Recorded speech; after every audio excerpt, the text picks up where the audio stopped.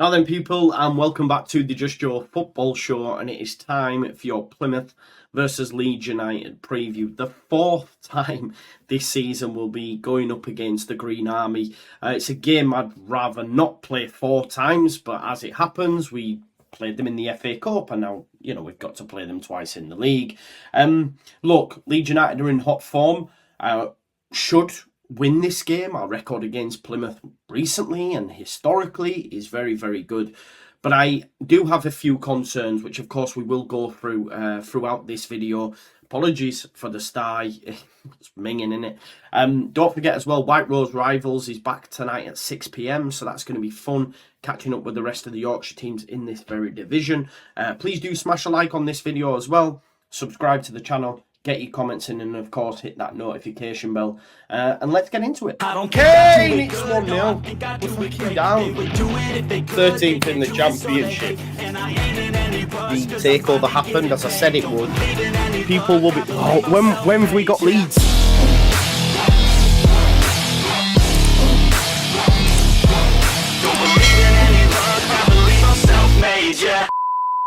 So as I said right in the intro, right at the start of this video, we meet Plymouth for the 4th time this season. Early kickoff on Saturday, and it's the 4th time we'll meet them within 3 months. Almost like we're mates now, do you know what I mean? Just catching up.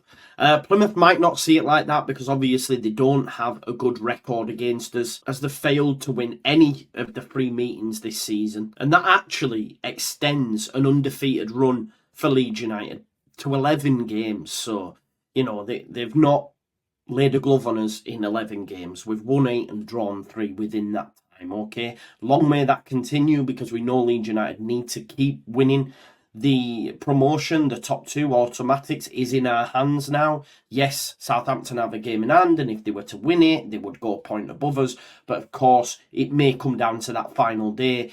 And if we win that, then that point ahead counts for nothing. Now, I do think there will be twists and turns. I do think teams will drop points from here on in. Of course they will. I think Southampton could potentially drop them on Friday against Carlos Corberan's West Brom. But look, we've got Leicester coming up. We've got some tough games coming up as well. So we may drop points. But ultimately, the main thing to remember now as a Leeds United fan, it's in our hands. Now, that comes with a different kind of pressure. Do I feel these players will feel it? I'm not too sure. Listen, I think Daniel Farke is the perfect man for the job. As I've said throughout this full season, he's been here, he's done it, he's wore the T-shirt. He made the T-shirt, if you like. Him and Mick McCarthy are the best, in terms of winning this division. Of course, you've got Neil Warnock, who's a promotion specialist, for example. But Farke knows how to navigate this division better than most, And I still stand by that, throughout this. Even though we've had ups and downs, little blips here and there, he's still the man that will guide us. I do believe it's a formality at this stage. Of course, that might be a bit of a wild take, and some people won't want to hear it. Oh, it's Leeds United, etc. But this is a different Leeds United. This is a different manager that has, as I said, navigated this sort of run season after season. You only have to look at his time at Norwich. The points per game always increased post-Christmas. And also, he went on massive undefeated runs now. Someone reminded me the other day, big up Jack Welch, that I was saying this, that in the new year, I fully expect Leeds United to go on an undefeated run. How long will it continue for? I'm not too sure. But as it stands, 2024 has been an amazing year. 7 wins, 1 goal conceded, 17 goals scored. We can't be stopped right now. Can Plymouth do that? I'm not too sure. Do I think it'll be tight? Do I think it'll be tough? Yes, I do think it'll be a tough game. The one thing that I worry about is the fitness of Bamford. I don't think he's going to play in this game. If it's Bamford, he's going to have a long layoff, right? My concern is obviously Plymouth will look to play 5 at the back. We've seen it in the FA Cup. They'll look to make it difficult for Leeds United to potentially catch us on the counter. They'll be aggressive in the press, etc. And it's just whether or not Pirro can do enough within the back line to stretch them enough to allow others coming into play. Now, of course, we've only seen him in 1 game in the 9 prior to the Swansea game. In the Swansea game, he was great, but I put a lot of that down to the fact that Swansea played with a high line. They almost just gifted us the game, if you like. And I did say in the preview to that, I do respect managers that want to stick to their principles. I just don't think they have a quality of player that can compete with Leeds United. or the majority, well, I say the majority of the top 6, more the top 3 as it stands, you know. And that's something I want to speak on Plymouth as well, because Plymouth Argyle are currently winless against any side in the top 6 this season. They've played 8 times in total against teams that have found themselves in the top 6 when they've played them, and drawn 2 and lost 6 of them games. So they don't have a great record against teams that are up there battling for promotion. It just highlights how difficult they've found it to impose their game, their style on teams that are at the top end of the division. We've seen that with Swansea. We've seen it in recent times that now Leeds are at a level where if you ain't at your best, you will get slapped up. You will get smacked, you know. If Plymouth are at the best, that will happen. I even would go as far as to say, if Plymouth are at the best, they will only, you know, keep the scoreline at a minimum. 1-0, 2-1. You know, I do probably expect them to score. But then again, that's probably just because they've scored against us in every game this season that we've played them. But realistically, if we look at our form in the league, because when we played them in the Cup, we were by far the better side. 1-1, it goes to extra time, it's 4-1, right? But that side was nowhere near at full strength. On Saturday, we're going to have a full quarter of players.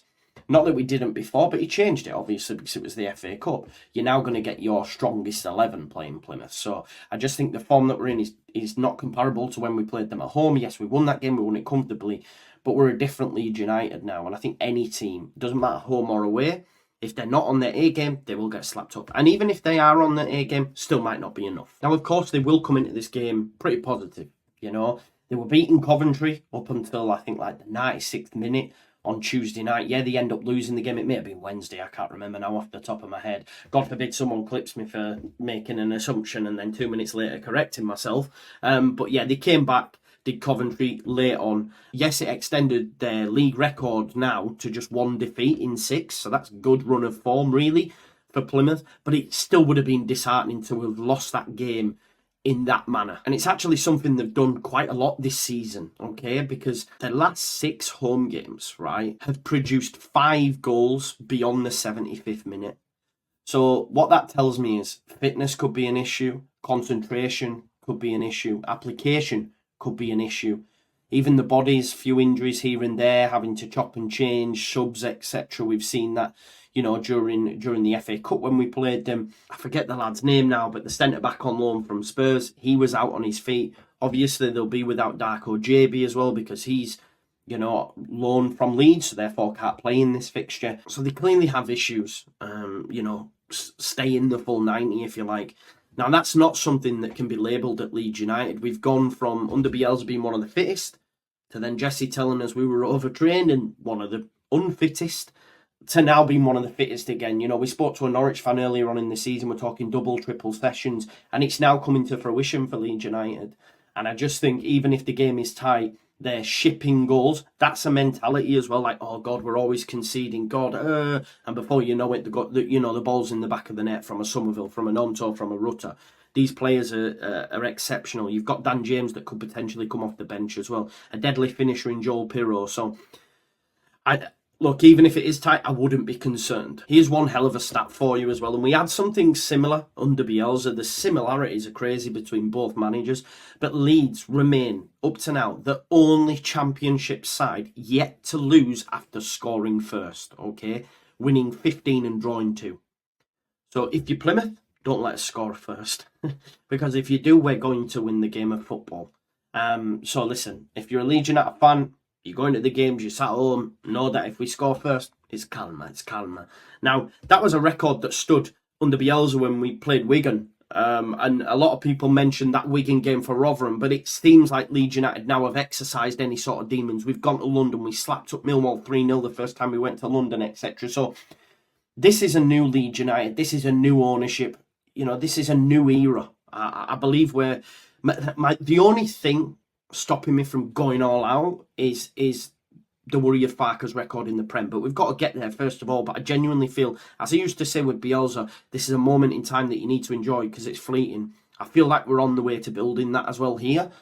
But I'm hesitant to go the full hog because I need to see what that Premier League looks like. And yeah, look, I'm confident to say we will get there. It's just whether or not Farke can make it work. Hopefully he can, because obviously he's going to have money to spend, whereas he didn't at Norwich. Look, any team coming up against Leeds United now is going to be worried. He's going to be nervous going into the game because, of course, we've got 7 victories on the spin. Most recently, blowing Swansea away 4-0. You know, it could have been 3 within 10, 15 minutes, I believe, you know. Some team's going to get a spanking. You would consider that a spanking. But with this Leeds United side, there's so much more. Like, we're talking 6s and 7s. I was listening to Inside Ellen Road podcast, great podcast, by the way, and Graham said how, like, Farke's never happy when they're missing chances, etc. It's like he wants to go for the jugular. You know, he talks about having respect for your opponent and stuff, but I genuinely feel he wants 6 or 7 in these games. He's a hard taskmaster, and look, the onus is on Plymouth to stop that. Now, whether or not they can, I'm not sure. Look, decent form for them. I think in the last 7, 2 wins, 3 draws and 2 losses. Scoring 11 goals, but also conceding 12 within that period as well. They do like to press high. We've seen that. Attack with pace and width, with the wingers, with the fullbacks. And we know they're good in both boxes, because their goals against Leeds United have come from set pieces. We're actually quite strong in defending them, contrary to popular belief. Meslier is doing all right, but they are strong in that area, so we need to not be napping. You know, if you look at that game of the FA Cup, okay, some people blame Meslier, but Firpo Rodon's not followed his man in, etc. when Ryan Hardy scored. So, yeah, but when they are pressing high, if we beat that press, of course they are vulnerable, you know, even for balls in behind, etc. Yes, they play with a 5 at the back, but we can do that. I think, you know, I was saying earlier on, I do worry about Pirro with 5 at the back, but he did actually score in the previous fixture, so we have to give him props for that. And hopefully, look, he continues that goal scoring form. He's on 11 now, you know, he's on 11, which to say I'm being critical seems a bit wild, because for him to come in and score 11 goals, it's a good return for the player that we brought in. Obviously, just some key personnel to look out for Plymouth as well. We all know about Morgan Whittaker, but I've said now on a number of occasions, Morgan Whittaker hasn't really had a good game against Leeds United yet in the 3 that we've played. But he is in great form. I think he's averaged 1 goal contribution per competitive game in this calendar year. So he's got 6 goals and 3 assists. That's not bad at all. That probably includes an assist against Leeds United. But in terms of his overall impact on the game, I think he's been pretty poor.